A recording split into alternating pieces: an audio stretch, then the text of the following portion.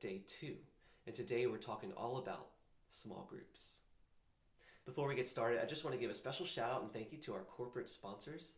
Today's episode is being brought to you by Bears Aluminum and Metal, Town Pharmacy, and Insurance Resource Group. Thank you to all of our corporate sponsors who support our mission. So as we begin today's lesson, I just want to open up with a quote from the Gospel of Matthew. This is chapter 18, verse 20. And Jesus tells us that where 2 or 3 are gathered in my name, there I am in the midst of them. How beautiful that Jesus is reminding us and calling us to the great power of authentic Christian community. When 2 or 3 Christians are together in the name of Jesus in some kind of intentional way, Jesus is absolutely amongst us. And so there's power in small groups, in small faith communities. Why should we be in a small group? Well, a few things can benefit us if we are a part of one. The first is that we connect. We meet new people and we connect with people that are going to support us in the Christian life. We also share our life together, and we share our ups and our downs, our joys and our trials that come along with life. And it's amazing how whenever you're with others that you can share these experiences with, that the joy becomes more joyful and that the trials become just a little bit lighter as we navigate it together.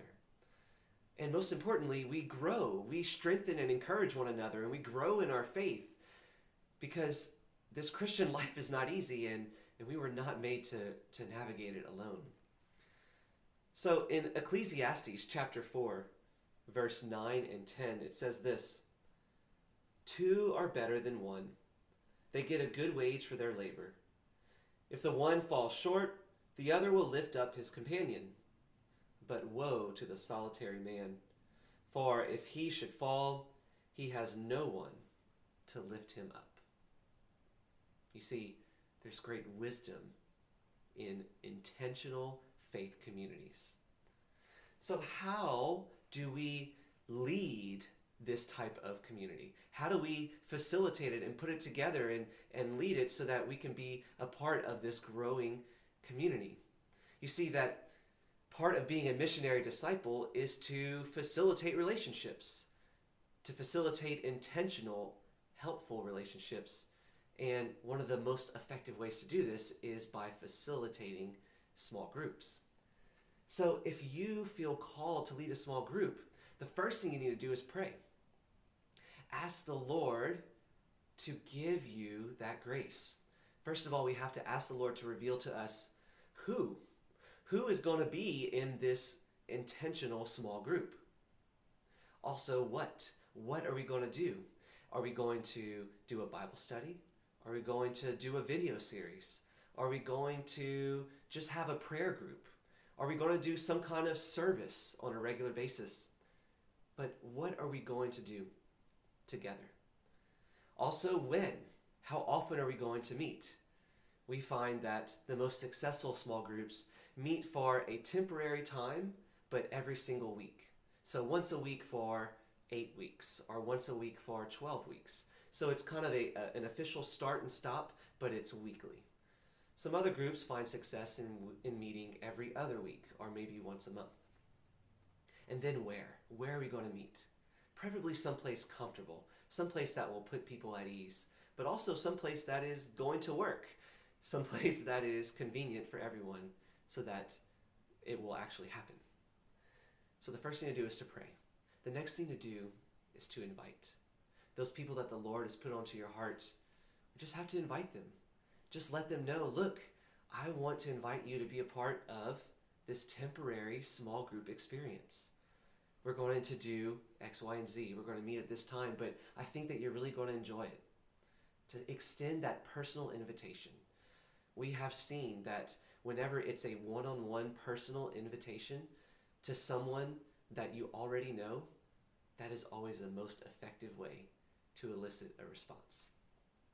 So pray and invite. The next is to be hospitable, to provide hospitality. Consider, how can I get people at ease? How can I make people comfortable in this small group? Maybe I provide a little snack, or maybe I make sure that the room is comfortable. There's enough seats for everybody. Maybe I dim the lights so that the mood is set. I don't know, but consider what is most comfortable for the group that will be meeting. Be hospitable, anticipate needs. Next is to facilitate. This is not your moment of glory to get on stage and to impress everybody with how awesome you are and how qualified you are. No, leading a small group is about facilitating.